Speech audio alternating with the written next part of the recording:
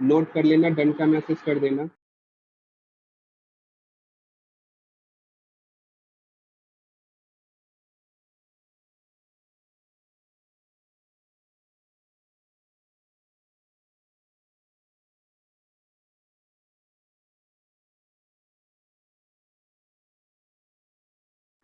अब इस क्वेश्चन को अपन सॉल्व करेंगे, बहुत ध्यान से सीखना, बहुत इंपॉर्टेंट है और इस टॉपिक पे बहुत बारी क्वेश्चन पूछे गए हैं, तो ये हमेशा ध्यान रखना, बहुत इंपॉर्टेंट टॉपिक पढ़ा रहा हूँ।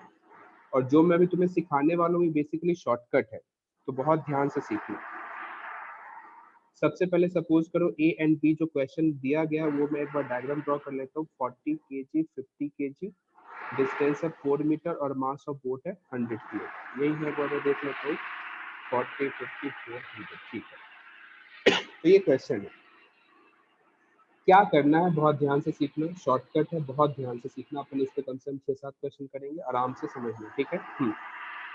सबसे पहले ये तो मेरा इनिशियल डायग्राम है, एक और मैं फाइनल डायग्राम ड्रॉ करूंगा। ये रहा फाइनल डायग्राम और इस पे अपन पोजीशन को इंटरचेंज कर लेंगे।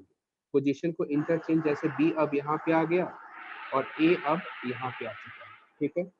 अब इन दोनों के बीच गैप है कितने मीटर का, 4 मीटर। तो सबसे पहले क्या करना है, एक रेफरेंस लाइन ड्रॉ करना है। तो ये अपने पास है रेफरेंस लाइन और ये डिस्टेंस को अपन x मान लेते हैं। समझ लो ये डिस्टेंस कितना है, x। अब क्या करना है कि जैसा कि तुमने ये देखा कि ये वाला जो स्टेटमेंट है ये हमेशा वैलिड है और तुम्हें लास्ट क्लास में पढ़ाया गया था कि यदि किसी भी सिस्टम पे नेट फोर्स ना लग रहा हो तो उस सिस्टम पे एक्सेलरेशन कितना होगा, 0। और उस सिस्टम का यदि एक्सेलरेशन 0 होता है तो सेंटर ऑफ मास में कोई तरह का डिस्प्लेसमेंट नहीं होगा। तो जब इसी स्टेटमेंट को अपन कैरी फॉरवर्ड कर रहे हैं तो m1 into delta x1 plus m2 into delta x2, और ऐसे बहुत सारे का समेशन किसके बराबर होगा, 0 के। तो देखो इसमें जो बेसिकली अपने को डेल्टा एक्स जो अपन ले रहे हैं ना, ये सिंपल ये बताता है कि किस तरफ डिस्प्लेसमेंट हुआ और उसके उसके अकॉर्डिंग इधर है तो अपन प्लस ले लेंगे, इधर का यदि डिस्प्लेसमेंट हुआ है तो माइनस ले लेंगे। तो इस तरीके से अपन चीजों को एडजस्ट करके आगे बढ़ेंगे। लेकिन अब तुम एक पॉइंट यहाँ पे समझो, लेकिन अब देखो इसमें कंफ्यूजन क्या है, इसमें कंफ्यूजन क्या होता है जनरली कि अब मुझे दिख रहा है कि ए तो आगे गया, बोट पीछे गया, लेकिन अब नेट क्या हुआ ये तो मुझे पता ही नहीं ना। मतलब मुझे ऐसा नहीं समझ में आ रहा, मैं इतना विजुअलाइज नहीं कर पा रहा हूँ कि ओवरऑल ए आगे गया है या ओवरऑल बोट पीछे गया, ये अपन ओवरऑल नहीं फाइंड आउट कर पा रहे हैं। तो इस प्रॉब्लम को सॉल्व करने के लिए क्या करते हैं कि एक रेफरेंस लाइन ड्रॉ कर लेते हैं। तो ये जो तुम लाइन देख रहे हो ना, इसी को अपन रेफरेंस लाइन कहते हैं, राइट। अब मैंने ऐसा बोला कि कंप्लीट सिस्टम एक्स डिस्प्लेस हो गया, तो इस कंप्लीट सिस्टम को अपन ने एक्स डिस्प्लेस कर दिया, कंप्लीट सिस्टम को एक्स डिस्प्लेस कर दिया। तो कंप्लीट एक्स जब डिस्प्लेस हो गया तो मैं हर इंडिविजुअल इसमें जो भी ऑब्जेक्ट है जिसके पास मास है उसने कितना डिस्प्लेसमेंट करा अपने इनिशियल पोजीशन से, उन दोनों का मल्टीप्लिकेशन करके ऐड करते चले जाएंगे। जैसे यदि मैं तुमसे कहूँ कि बोर्ड को ध्यान से देखो, तो बोर्ड का सेंटर ऑफ मास पहले यहाँ पे था, बाद में यहाँ पे आ गया। तो तुम बोर्ड के लिए पर्टिकुलर हो तो तुम बोर्ड को देखो तो इसने एक्स डिस्टेंस ट्रेवल करा, एक्स डिस्प्लेसमेंट करा और किधर करा, प्लस एक्स एक्सिस की तरफ करा। तो इसमें यदि मैं m1 x1 की बात करूंगा तो यहाँ से 100 इंटू एक्स आएगा। समझ रहे हो, ये सिंपल मैं बोर्ड के लिए लिख रहा हूँ। अच्छा अब मैं आता हूँ मैन ए के लिए। तो ए ने कितना डिस्प्लेसमेंट करा, एक्स तो ये ऑलरेडी करा और 4 मीटर ऑलरेडी, देखो एक्स प्लस 4 करा। तो यहाँ पे मैं क्या करूंगा 40 प्लस एक्स प्लस 4, और ये दोनों सेम डायरेक्शन में, इसलिए मैंने यहाँ पे डायरेक्ट एडिशन करा, राइट। फिर 50 केजी, और 50 केजी ने क्या करा, देखो 50 केजी ने 4 मीटर पीछे आया लेकिन अपन ने एक्स इसे आगे भेजा, तो अपना वाला एक्स तो पॉजिटिव होगा और वो जो ट्रेवल करा है वो नेगेटिव होगा, और इसका समेशन किसके बराबर होगा, 0 के बराबर। क्यों, क्योंकि सिस्टम पे कोई नेट फोर्स नहीं लग रहा तो सेंटर ऑफ मास डिस्प्लेसमेंट नहीं करेगा। पहले ये लाइन तुम्हें अच्छे से समझ में आया हो तो इसका मैसेज करो।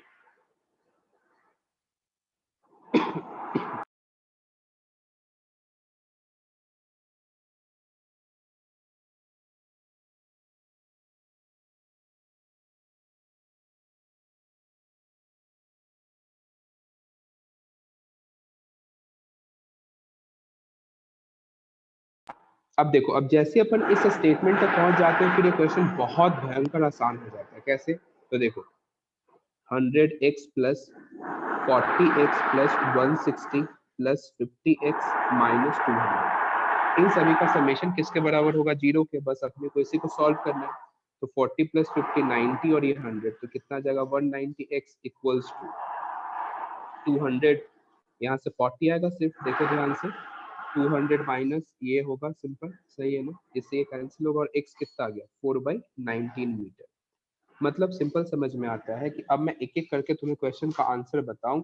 तो बोट ने कितना डिस्प्लेसमेंट किया है, तो बोट ने सिंपल x डिस्प्लेसमेंट करा है, देखो यहाँ पे। तो यदि मैं सिंपल कहूँ कि डिस्प्लेसमेंट बाय बोट बताओ, तो तुम्हारा आंसर होगा 4/19। अच्छा ये प्लस आया ना, तो प्लस आने का क्या मतलब है कि प्लस एक्स एक्सिस या फिर लेफ्ट या फिर राइट डायरेक्शन में ये डिस्प्लेस हुआ है। किधर हुआ है, राइट डायरेक्शन में, सही है ना। एंड यदि मैं मैन ए के लिए बताऊं डिस्प्लेसमेंट बाय मैन ए, तो मैन ए ने कितना करा, x प्लस 4, ध्यान से देखो, तो x है कितना 4/19 और ये प्लस 4, तो यहाँ से आ जाएगा 80/19 मीटर। और ये भी किधर है, राइट में, क्योंकि ये पॉजिटिव आया इसलिए अपन राइट बोलेंगे, समझ रहे हो क्या। और similarly displacement by b solve करें, तो बी के लिए कितना है x माइनस 4, तो अपन सिंपल सॉल्व करेंगे डिस्प्लेसमेंट बाय बी। तो b के लिए सिंपल आएगा x माइनस 4 और x है कितना, तो x सिंपल आएगा 4/19 माइनस 4, तो यहाँ से आएगा -72/19 मीटर। तो इस तरीके से अपना फाइनल आंसर है। अच्छा माइनस आया तो इस माइनस को तुम हटा के लेफ्ट भी लिख सकते हो। तो अब पहले मुझे ये बताओ, तुम्हें एक एक क्वेश्चन अच्छे से समझ में आया क्या।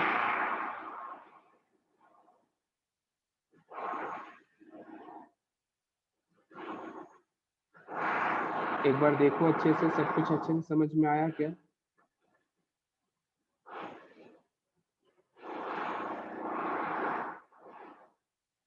गुड, प्रॉपर तरीके से नोट करो, फिर अपन इस पे बेस्ड 5-6 क्वेश्चंस करेंगे।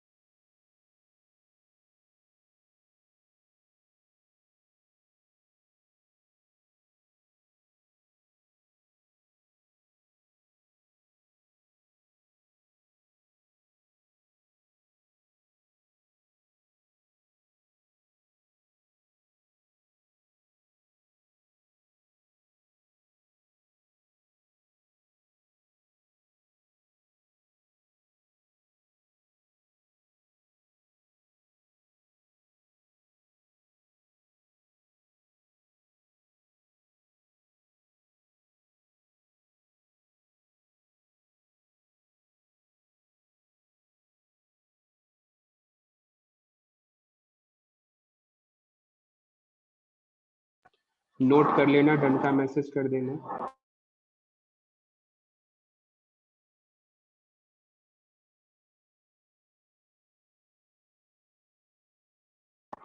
चलो अब कुछ क्वेश्चन सॉल्व करेंगे, ध्यान से देखना।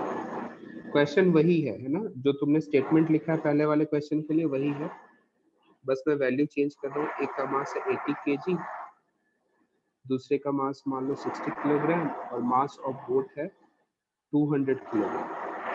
और इनके बीच जो डिस्प्लेसमेंट है वो है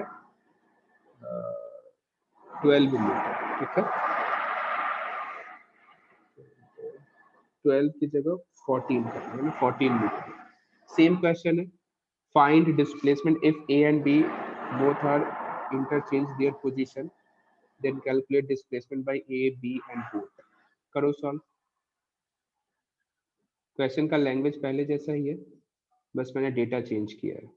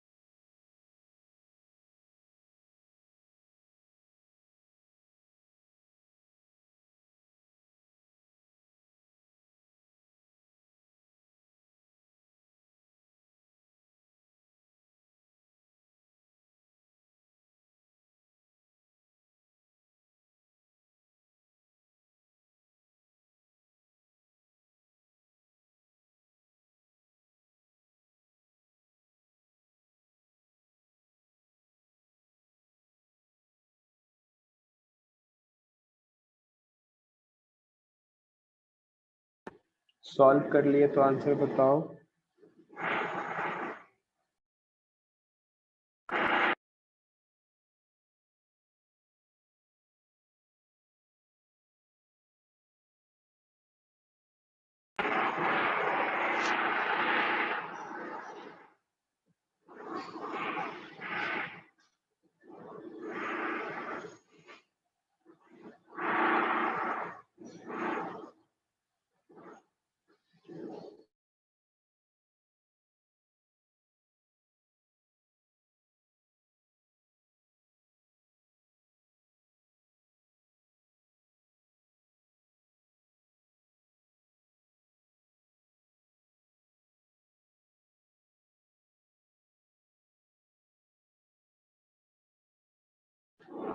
गुड, बहुत बढ़िया। चलो करते हैं सॉल्व। देखो ध्यान से, देखना ध्यान से। सबसे पहले तो क्या करेंगे बताओ। m1, अब मैं डायरेक्ट, चलो पहले एक बार लिख देता हूँ। m1 delta x1, m2 delta x2 और m3 डेल्टा x3, इन तीनों का समेशन किसके बराबर होगा? 0 के बराबर होगा। तो m1 यहाँ पे देखो, पहले तो अपन क्या करेंगे कि एक और डायग्राम अपन ड्रॉ करेंगे, और इधर रहा अपने पास a, इधर रहा अपने पास b, और इंटरचेंज करना है तो इधर b आ गया और इधर a। इस तरफ है मास 80 किलोग्राम और इधर अपने पास 60 किलोग्राम, और दोनों के बीच गैप है 14 मीटर का, और ये अपना रेफरेंस रहा। देखो इस डिस्टेंस को अपन x कहते हैं। तो देखो ध्यान से, बोट ने कितना ट्रेवल करा, तो सिंपल लिखोगे 200 इंटू एक्स। ए ने कितना किया, तो 80 इंटू 14 प्लस एक्स। बी ने कितना करा, तो 60 माइनस 14 प्लस एक्स, और इन तीनों का समेशन 0 के बराबर। बस सिंपल सॉल्व करेंगे। 200x प्लस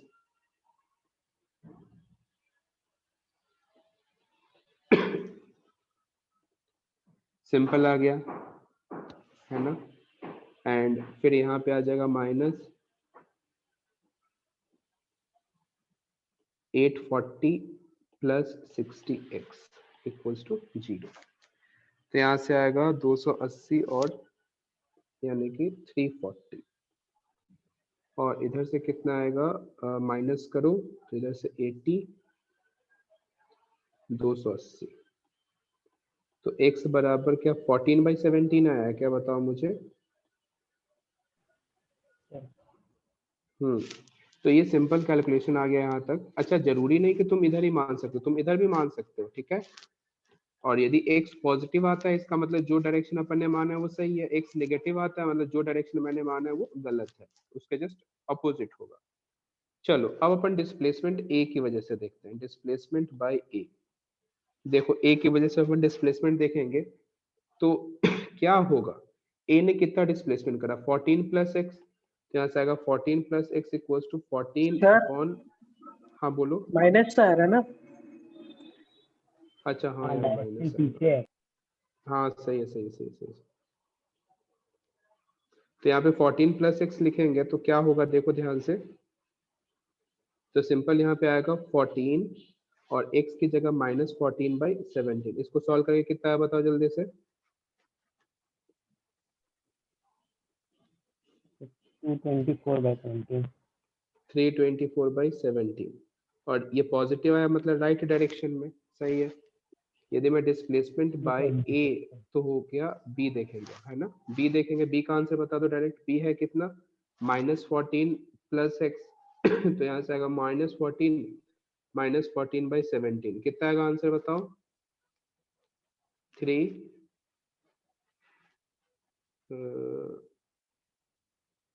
8 330 नहीं, 338 से तो ज्यादा आएगा। 3 2 5 1 6, 3 2 5, 358 आया है क्या, बताओ। सॉल्व करके कितना आया।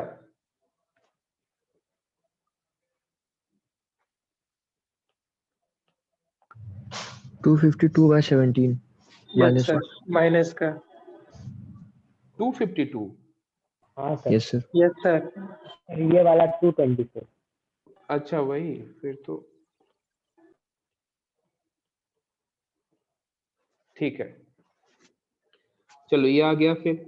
और उसके बाद बोर्ड का तो डिस्प्ले से इस माइनस को तुम चाहो हटा के यहाँ पे लेफ्ट लिख सकते हो, है ना।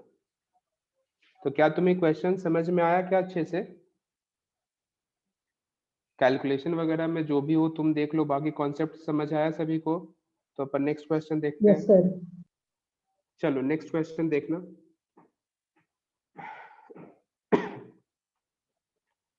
ए, बी और सी, तीन है, ए बी सी।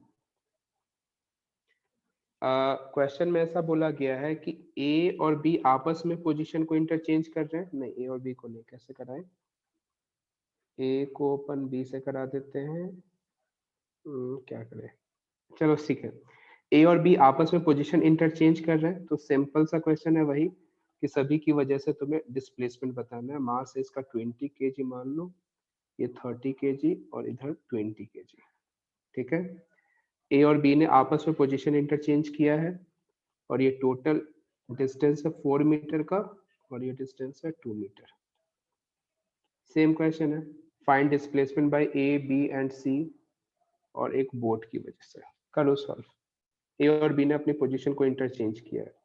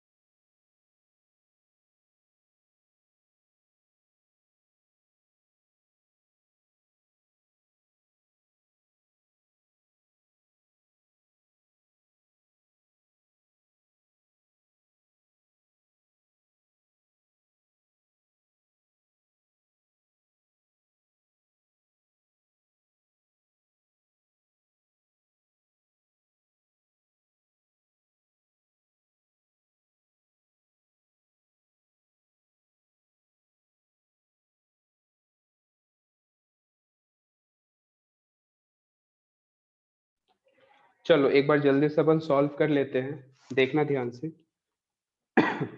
तो सबसे पहले तो इसमें ये देखो कि फाइनल एक डायग्राम ड्रॉ कर लेते हैं। तो ऐसा डायग्राम रहा, बी, ए और सी। इधर एक सिंपल रेफरेंस लाइन, ये डिस्टेंस है x के बराबर। देखो बी ने कितना, पहले ए से स्टार्ट करते हैं। ए देखो, ए ने कितना ट्रेवल करा, तो 20 किलोग्राम खुद का मास है और ए ने ट्रेवल करा 2 + x। समझो, बी ने कितना किया, तो बी का मास है 30 और -2 + x। सी को ध्यान से देखो तो सी है 20, सी ने कोई डिस्प्लेसमेंट एडिशनल नहीं किया तो x ही रहेगा। और बोट ने कितना करा, तो बोट का मास 100 × x। इसमें मेनली क्या होता है, कभी कभी अपन जनरली जो इसमें मिस्टेक होता है वो अपन कोई एक टर्म भूल जाते हैं लिखना, तो ये मिस्टेक को अवॉइड करना। बाकी इसमें कुछ खास तो दिक्कत नहीं है।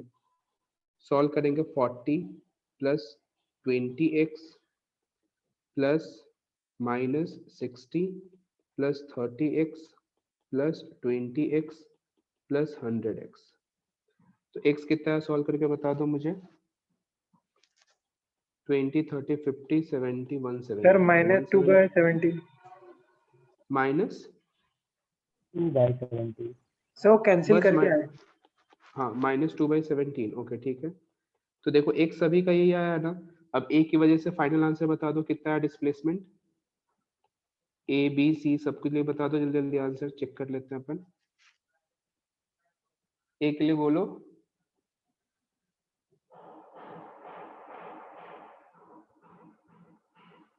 बोल दो, मैं मैसेज ही देख लेता हूँ। 32/17 यही है क्या? Yes sir. और दूसरा आंसर और ये क्या दिख रहा है? 2/17 होगा ना सर। हाँ तो 2/7, तो 2/17 ही लिखा हूँ ना। राइट में जा रहा है ना सर। देखो। अच्छा ये प्लस में है क्या ऐसा? ओके ठीक है, वो तो तुम सॉल्व कर रहे हो, मैं सॉल्व नहीं कर रहा हूँ, तुम सॉल्व करके बता रहे हो। तो ठीक है, इस टाइप का क्वेश्चन तुम्हें अच्छे से समझ में आ गया क्या? क्या मुझे इस टाइप का क्वेश्चन और रिपीट कराना चाहिए या फिर आगे बढ़े? जल्दी बोलो। कैलकुलेशन वाला पार्ट तुम देख लो, बाकी अपन ये बताओ कि कॉन्सेप्ट्स वाइज तुम्हें समझ में आ गया क्या? मैं आगे बढ़ूं? कैसे कैसे सॉल्व कर रही तुम्हें स्टेप्स तो अच्छे से पता लग ही चुका यस सर। है ना? चलो आगे बढ़ते हैं। एक और कुछ क्वेश्चन देखेंगे। अच्छा सा क्वेश्चन मुझे ध्यान आ रहा है का दो। देखो एक इंक्लाइन प्लेन है।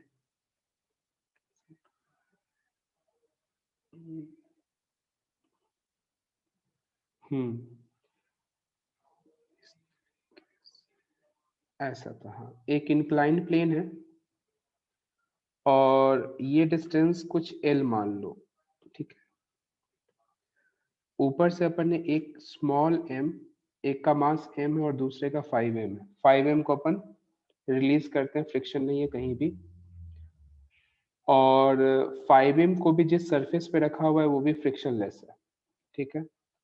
तो तुमसे पूछा गया है फाइंड एंगल, तुम चाहो तो 30 डिग्री मान सकते हो। Find displacement bye m and 5m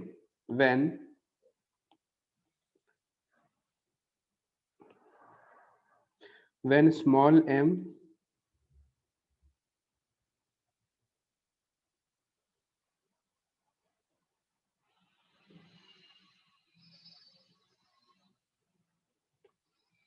when small m will hit the ground। करो सॉल्व। क्वेश्चन समझ में आ गया होगा। फ्रिक्शनलेस सरफेस है तो जैसे जैसे ये m नीचे आएगा वैसे वैसे ये वेज आगे की तरफ मूव करेगा। तो जब ये नीचे की तरफ पहुंचता है उस टाइम पे तुमसे पूछा गया है कि m और 5m ने कितना डिस्प्लेसमेंट किया, ये तुम्हें बताना है।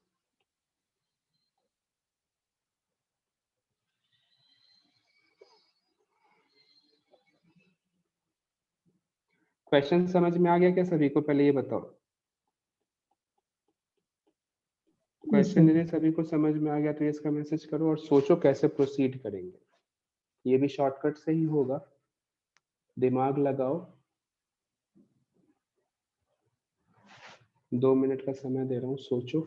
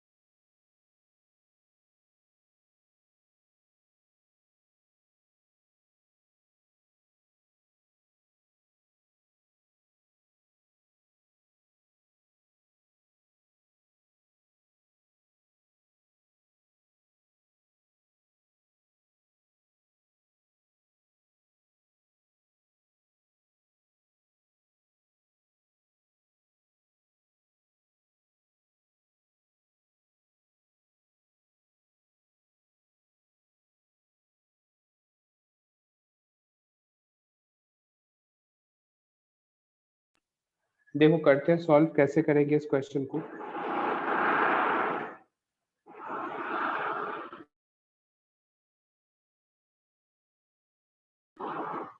देखो ध्यान से, सबसे पहले तो इसका अपन एक डायग्राम ड्रॉ करेंगे।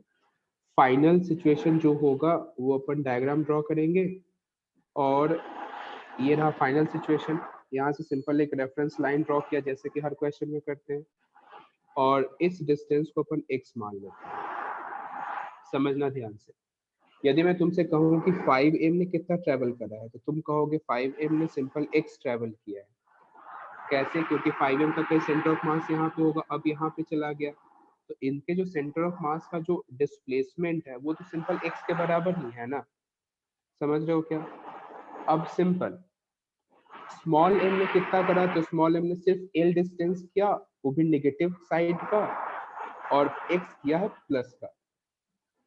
समझे? l क्या नेगेटिव का और x क्या किया पॉजिटिव का, और इन दोनों का समेशन किसके बराबर होगा? 0 के। बस यहाँ से डायरेक्ट आंसर दिख रहा है अपने को। तो 6mx इक्वल्स टू ml से कैंसिल, और एक x इक्वल्स टू आ जाएगा l/6। और ब्लॉक ने कितना किया, तो l plus l/6 that is 5l/6, minus इसको तुम चाहो तो लेफ्ट भी लिख सकते हो, और ये राइट। तो ये अपना फाइनल आंसर है। एक बार देखो समझो, किसी को इस स्टेप में डाउट है तो बताओ।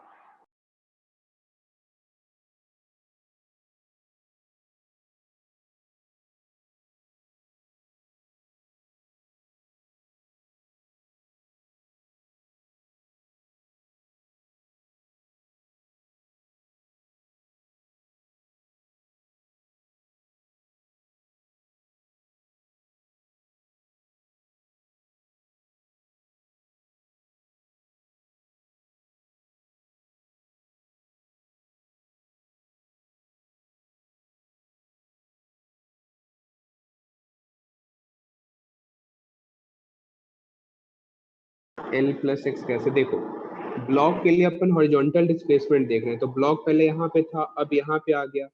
ब्लॉक ने हॉरिजॉन्टल डिस्टेंस पे ही ट्रेवल किया ना, और एक्स अपन ने एडिशनल कराया, लेकिन ब्लॉक ने एल तो इस डायरेक्शन में किया और एक्स अपन ने इस डायरेक्शन में कराया, इसलिए अपन ने एल माइनस के साथ लिखा और एक्स प्लस के साथ लिखा। जैसे पिछले वाले क्वेश्चन को किया था वैसे ही किया, कोई नया काम नहीं किया, बस जरा सा चेंजेस है कि इसमें अपन को वर्टिकल से नहीं हॉरिजॉन्टल से सिर्फ मतलब।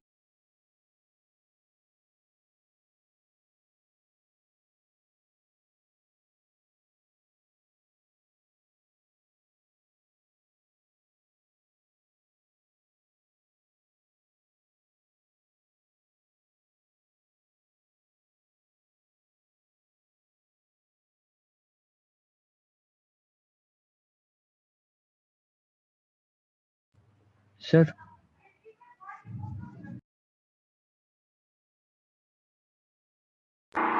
हाँ बोलो। सर ये स्मॉल m वाले के लिए डिस्प्लेसमेंट -l+x कैसे होगी? हाँ ये देखो, पहले m यहाँ पे था ना, अब ये यहाँ पे पहुंच गया, तो इस डायरेक्शन में m ने डिस्प्लेसमेंट करा, तो ये डायरेक्शन कौन सा? नेगेटिव का, इसलिए मैंने -l रखा। लेकिन मैंने कंप्लीट सिस्टम को उठा के इस तरफ कर दिया। देखो सिंपल से समझो, यदि मैं तुमसे कहूं कि इस कंप्लीट सिस्टम पे कौन से डायरेक्शन में नेट फोर्स 0 है, तो तुम्हारा आंसर होगा सिर्फ x, क्योंकि y डायरेक्शन में तो mg लग रहा है ना। तो x डायरेक्शन में अपना सेंटर ऑफ मास रेस्ट पे है ना, x डायरेक्शन में सेंटर ऑफ मास रेस्ट पे रहेगा। क्या बात समझ रहे हो तुम? यदि मैं तुम्हें इसको और डेप्थ में बताऊं, इसको प्रॉपर तरीके से, तो देखो अभी क्या होगा, कंप्लीट सिनेरियो को समझने की कोशिश करो।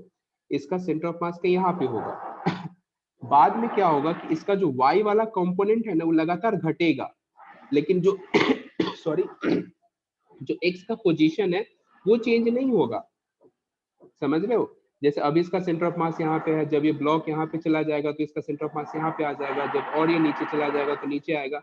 ये बस वर्टिकल डिस्प्लेसमेंट करेगा, हॉरिजॉन्टल डायरेक्शन में कोई डिस्प्लेसमेंट नहीं करेगा, क्योंकि हॉरिजॉन्टल डायरेक्शन का जो डिस्प्लेसमेंट है वो एडजस्ट किससे हो रहा है? ये वेज कर रहा है। जैसे जैसे ब्लॉक नीचे आ रहा है, वेज इधर से मतलब इस तरफ चला जा रहा है, तो जैसे जैसे इधर जाएगा तो उसके जो हॉरिजॉन्टल इफेक्ट है उसको कैंसिल कर रहा है, बट वर्टिकल में तो इफेक्ट देखने को मिल रहा है। क्यों? क्योंकि पहले जब सिस्टम इस तरीके से था तो इसका सेंटर ऑफ मास कुछ ऊपर होगा, जब ये नीचे आ गया तो इसका सेंटर ऑफ मास अब नीचे शिफ्ट हो गया होगा। क्या तुम कुछ समझ पा रहे हो, कनेक्ट कर पा रहे हो मैं क्या कह रहा हूँ? Yes sir. तो इसलिए अपन ने हॉरिजॉन्टल डायरेक्शन के सिनेरियो को ही अपन ने देखा, क्योंकि हॉरिजॉन्टल डायरेक्शन में नेट फोर्स 0 था। तुम्हें ये क्वेश्चन अच्छे से समझ में आया हो तो इसका मैसेज करो, फिर अपन नेक्स्ट क्वेश्चन करते हैं ऐसे टाइप के। इसी टाइप के एक और क्वेश्चन करेंगे, ये इसका मैसेज करो पहले समझ में आ गया हो तो।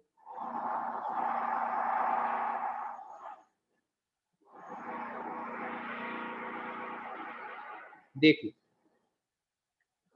नेक्स्ट क्वेश्चन है सिंपल, बहुत ध्यान से समझना। एक स्मॉल स्फीयर है जिसके लिए रेडियस तुम्हें दिया हुआ है स्मॉल r, ठीक है, और ये रेडियस तुम्हें गिवन है कैपिटल R, ठीक है, और इस ब्लॉक को जिस सरफेस पे रखा गया वो भी सरफेस कैसा है, फ्रिक्शनलेस, और ये भी सरफेस कैसा है, फ्रिक्शनलेस, ठीक है। तो तुमसे बोला गया फाइंड, इसे ए मान लो, है ना, find displacement by A and sphere when sphere reach at bottom position।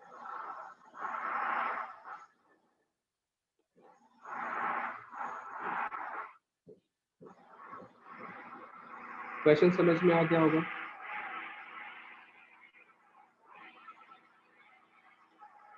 मतलब जब ये स्फीयर इस बॉटम को टच कर रहा होगा ना, यहाँ पे जब पहुंच रहा होगा, तो ये ए में कितना डिस्प्लेसमेंट किया ये तुमसे पूछा गया।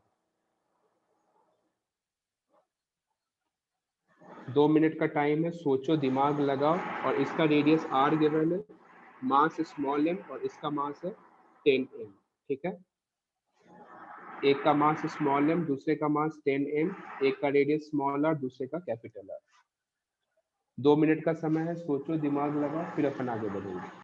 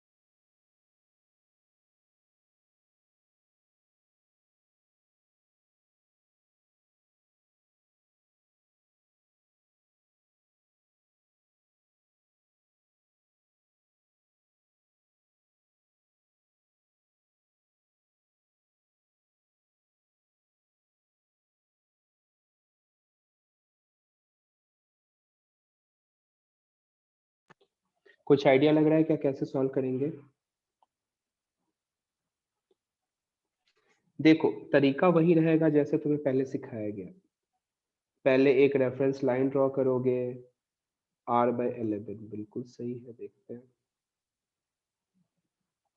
देखो ध्यान से समझना, ट्विस्ट तो इस क्वेश्चन में हर जगह ही है। खैर देखो, सबसे पहले क्या करेंगे कि इस लाइन को मैंने रेफरेंस माना है, बहुत ध्यान से सीखना, बहुत ध्यान से सीखना। इस लाइन को मैंने रेफरेंस माना है, ये लाइन है रेफरेंस, ठीक है। और इस तरफ मैंने एक फिर से डायग्राम ड्रॉ किया,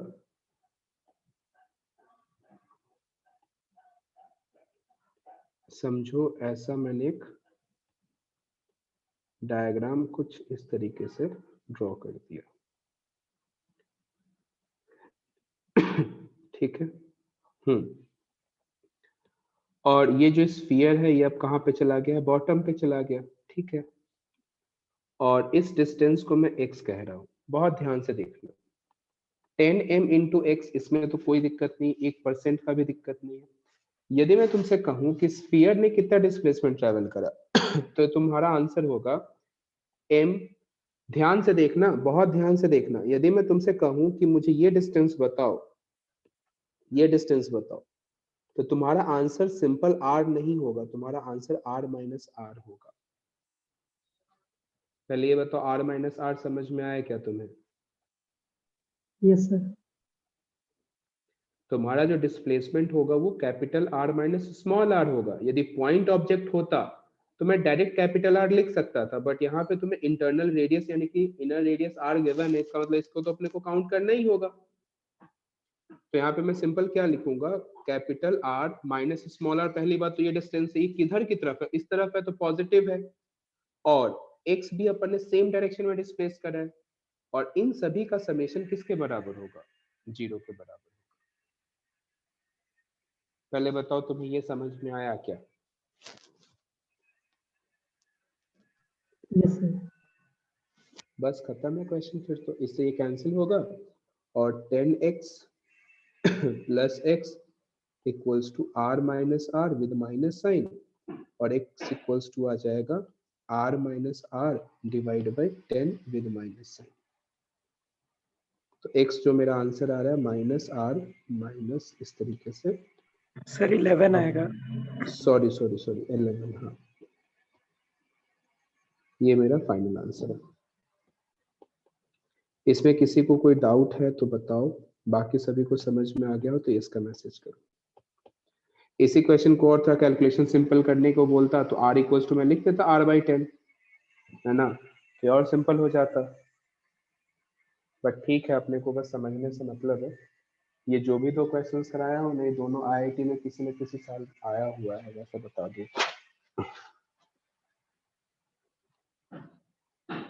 तुम्हें ये क्वेश्चन बहुत अच्छे से समझ में आया हो तो इसका मैसेज करो।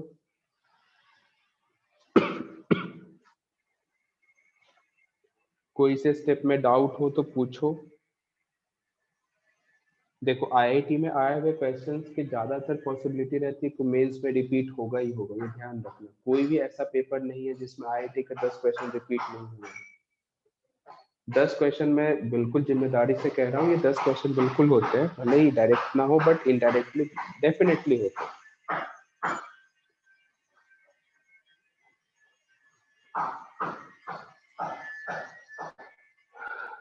चलो आगे बढ़े क्या? ये क्वेश्चन सभी को अच्छे से समझ में आ गया हो तो ये इसका मैसेज करो, फिर आगे बढ़ते हैं।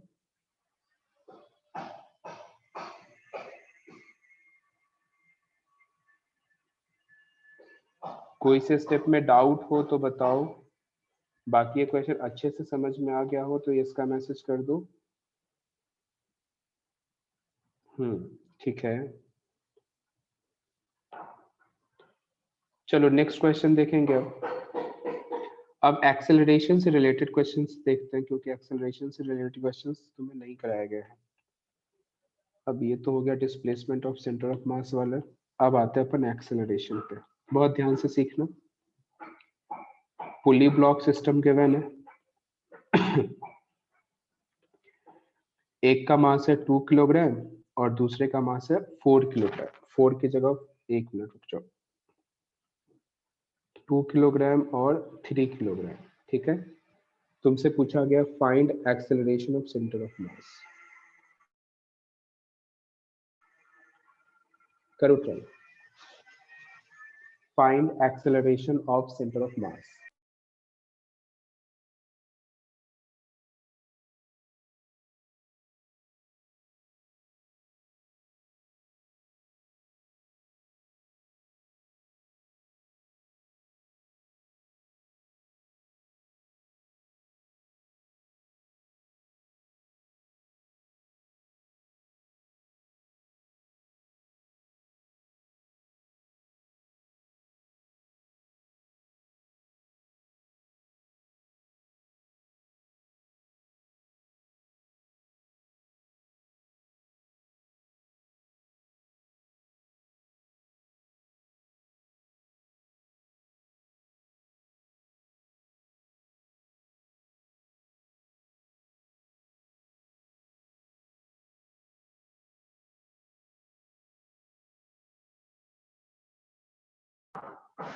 -2/5। अच्छे सॉल्व करना, मिस्टेक मत होने देना।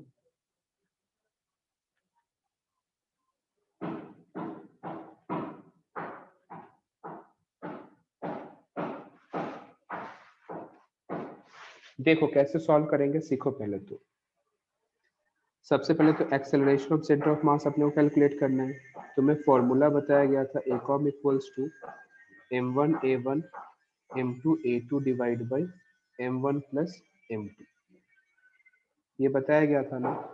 इसी को यदि मैं वेक्टर फॉर्म में लिखूं तो सिंपल यहाँ पे एरो लगा दोगे।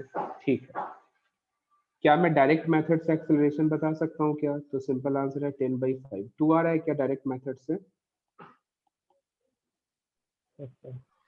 है ना, 2 आ रहा है सिंपल। अब ध्यान से देखो, इसमें तुम्हें समझ में आ रहा होगा कि 3 kg नीचे जाएगा और 2 kg ऊपर जाएगा। तो एक्सेलरेशन ऑफ सेंटर ऑफ मास में क्या लिखूंगा? 2 × 2 j कैप, क्योंकि ये 2 तो ऊपर जा रहा है। 3 × 2 माइनस j कैप, और नीचे कितना आ जाएगा? 5। तो देखो इधर से आएगा 4 j कैप और इधर आएगा 6 minus j cap divide by 5। तो आंसर आएगा -2/5 j कैप। ये वेक्टर फॉर्म में आया। इसी का यदि तुम मैग्नीट्यूड लिखना चाहो तो सिंपल अपन 2/5 लिख सकते हैं। किसी को दिक्कत है तो बताओ, समझ में आया हो? यस का मैसेज करो।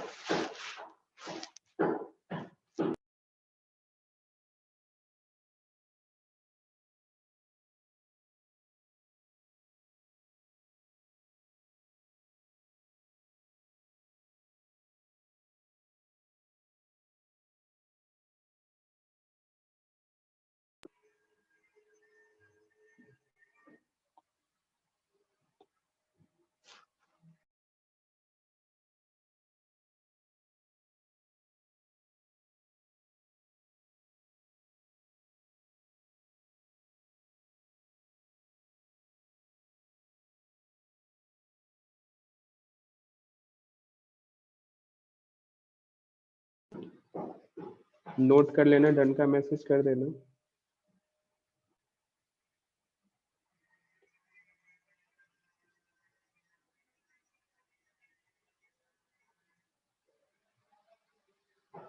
चलो कुछ और क्वेश्चन सॉल्व करेंगे।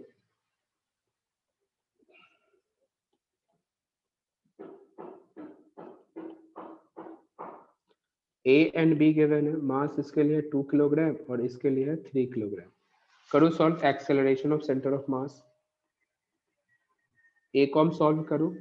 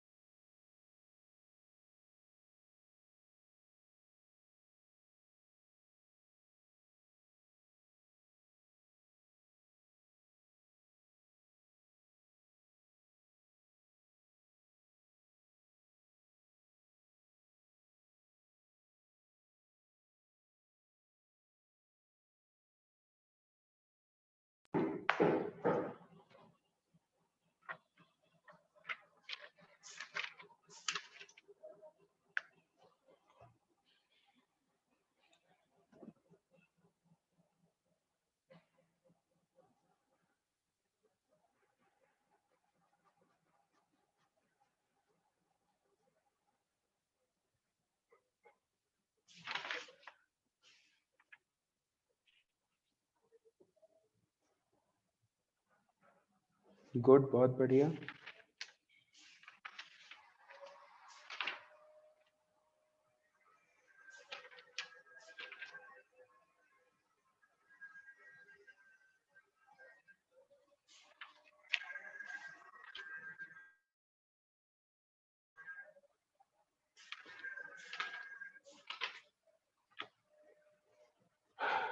चलो ठीक है, बढ़िया। देखते हैं, डायरेक्ट सॉल्व करेंगे।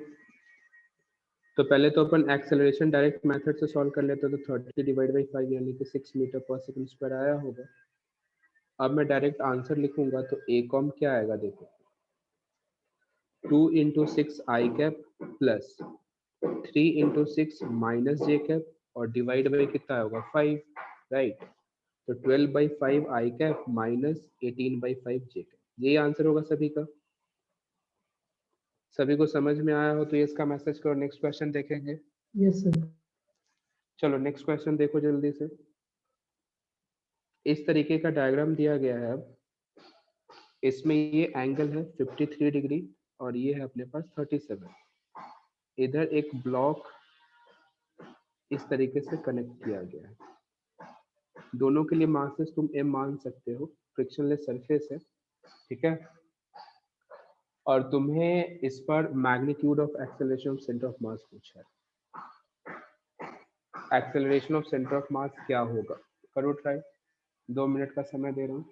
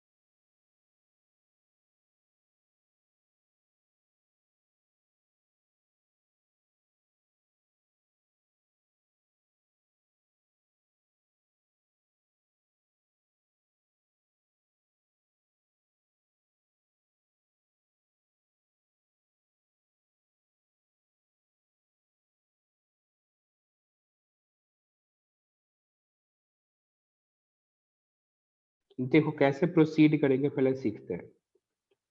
हमेशा क्वेश्चन को ना थोड़ा सिंप्लीफाई करने की कोशिश करो। देखो ये एंगल कितना है, 90 डिग्री है ना। तो मैं ऐसा सोच सकता हूँ क्या कि इसे मैं एक्स एक्सिस मान लूँ और इसे मैं वाई एक्सिस मान लूँ, ऐसा बिल्कुल सोच सकते हैं। और जैसे ही मैं एक्स एंड वाई एक्सिस मानता हूँ फिर मेरा क्वेश्चन बहुत आसान, भयंकर आसान हो जाएगा। यदि तुमने हॉरिजॉन्टल एक्सिस मान लिया तो इसके क्या मतलब इस वाले एक्सेलरेशन कंपोनेंट्स करने होंगे, इसके कंपोनेंट्स करने होंगे, तो बहुत ज्यादा ही कैलकुलेशन होगा इसमें। पर जैसे मैंने ये एक्स अज्यूम करा तो मेरा कैलकुलेशन एकदम से कम हो गया। और एक्सेलरेशन ऑफ सिस्टम की बात करें तो यहाँ से आएगा mg sine 53 minus mg sine 37 और divide by total mass. Simple acceleration निकालना अपने को आता है। तो यहाँ से आएगा 4/5 3/5, तो यहाँ पे सिंपल 5 आएगा, है ना।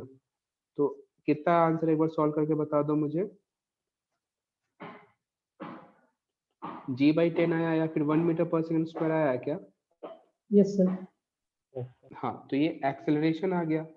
अच्छा, अब यदि इसी को मैं वेक्टर फॉर्म में लिखता हूँ तो सिंपल समझो, ये नीचे जाएगा और ये ऊपर जाएगा। तो देखो ऊपर जाने वाले को अपन सिंपल जे कैप से लिखेंगे। तो m1 है तो सिंपल जे कैप लिखो, माइनस m आई कैप आ जाएगा और टोटल मास कितना होगा 2m, देख सकते हो तुम। तो ए कॉम का यदि मैं वेक्टर फॉर्म लिखूं तो आएगा minus I minus J divide by 2। और इसी का यदि मैं मैग्नीट्यूड सॉल्व कर लूं तो सिंपल समझ में आता है कि √2 डिवाइड बाई 2 यानी कि 1/√2 मीटर पर सेकंड स्क्वायर। तो ये मेरा फाइनल आंसर है। देखो समझ में आया हो तो ये इसका मैसेज करो। तो जैसे अपन ने एक्सिस कोऑर्डिनेट एक्सिस को चेंज किया, ये क्वेश्चन एकदम से आसान हो गया।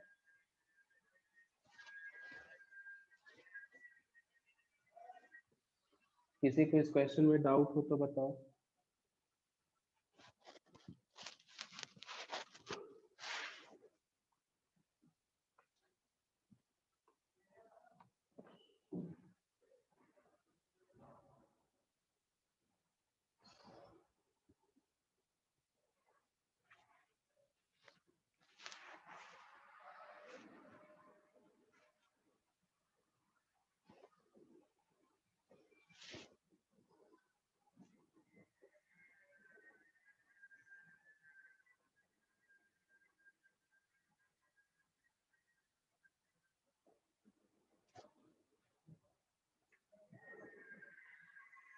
कैलकुलेशन देख लेना, कहीं पे कोई मिस्टेक हो कैलकुलेशन में तो बताओ।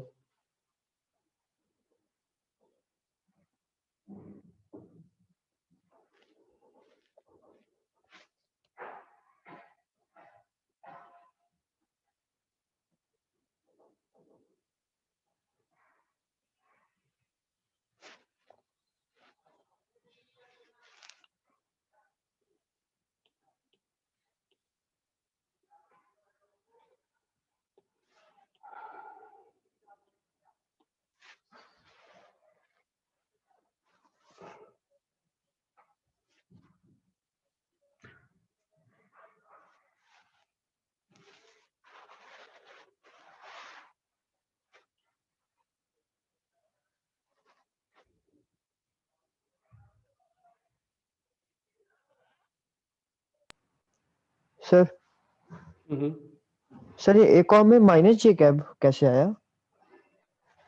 माइनस जे कैप कैसे आया? माइनस जे कैप कहाँ लिखा हूँ? अच्छा यहाँ पे, सर माइनस आई माइनस जे हाँ cab. Plus plus plus plus plus हो गया, अब तो प्लस है ना, मिस्टेक। मैग्नीट्यूड यही आएगा लेकिन, हाँ सर। हाँ